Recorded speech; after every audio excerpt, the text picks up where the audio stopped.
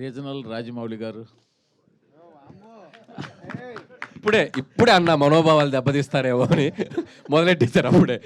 లేదు sir, regional సినిమాని 300 కోట్లు, ఆయన పానింటి సినిమాని 1000 కోట్లు చేస్తే మీరు రీజనల్ సినిమాని 300 కోట్లు చేశారు కాబట్టి వినటానికి పైగా ఆయన కంటిన్యూ సక్సెస్లు, మీరు కంటిన్యూ సక్సెస్లు.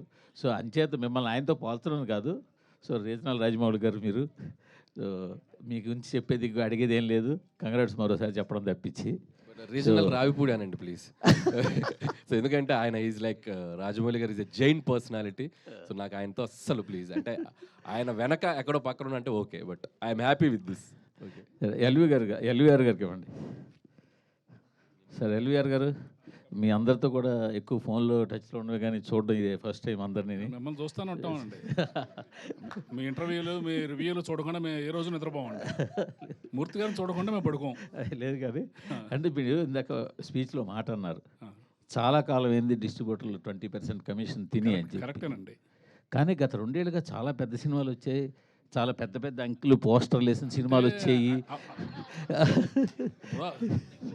కూర్చో కూర్చో కూర్చో సరే, పోస్టర్లు వేస్తున్నారు, దాని మీద కాదని అనలేకపోతున్నాం. వాస్తవం మాట్లాడలేకపోతున్నాం. మీరు పంపిణీ చేశారా, వేరే వాళ్ళు పంపిణీ చేశారా అని పక్కన పెడితే, గత 2 ఏళ్ళుగా పెద్ద పెద్ద పోస్టర్లు వేసిన సినిమాలు వచ్చాయి. కొంతమంది డిస్ట్రిబ్యూటర్లు ఫారిన్ తీసుకెళ్ళిన సినిమాలు వచ్చాయి హిట్ అని చెప్పి. మరి కమిషన్లు తినకుండా మరి ఇవన్నీ ఏంటంటారు? దౌర్భాగ్యం అదేనండి. మేము బయటకు మాట్లాడకూడదు, మాట్లాడితే విరోధం. మేము డబ్బు పోగొట్టుకున్నామని చెప్పుకోలేని పరిస్థితి.